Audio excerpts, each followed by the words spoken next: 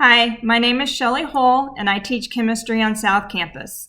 I want to share an activity with you where I had a student announce the success of the activity to the entire class. So I've been teaching over 20 years at South Campus, and we have a lab that we do in a couple of our courses where we use flashcards. And so naming and formulas for ionic compounds can be a difficult concept for a lot of our students. It's much more complicated than just memorization like we do for elements, names to symbols.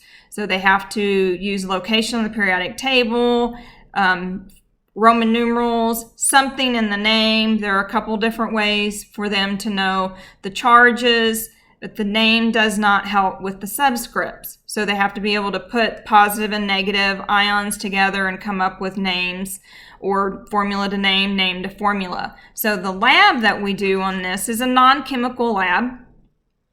And so it's practice with flashcards, but our flashcards, we have something like this. So we've got yellow positive, pink negative, symbols on one side, and they have to pair up, not all positive ones with negative ones and twos with twos, but here we have a 1 with a 2 with a 3, and they have to figure out how many of each that you need, and that's how they get to the subscripts.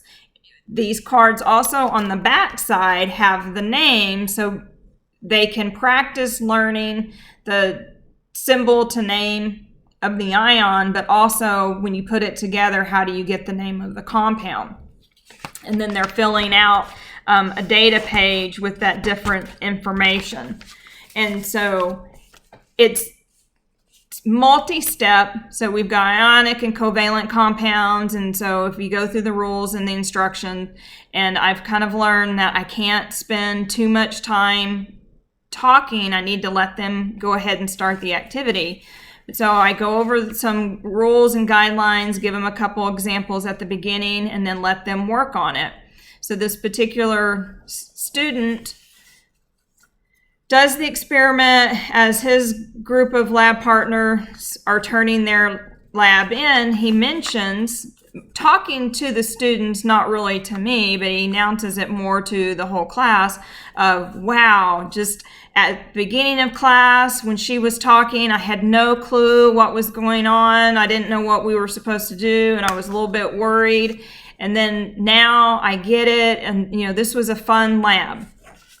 So for me, that's very rewarding to hear and to know that what you're doing is working. In that case, it wasn't a new activity that I was trying. It was something that I've been doing for over 20 years, and I wasn't the instructor who came up with it. So I kind of inherited it as I started my career here at TCC.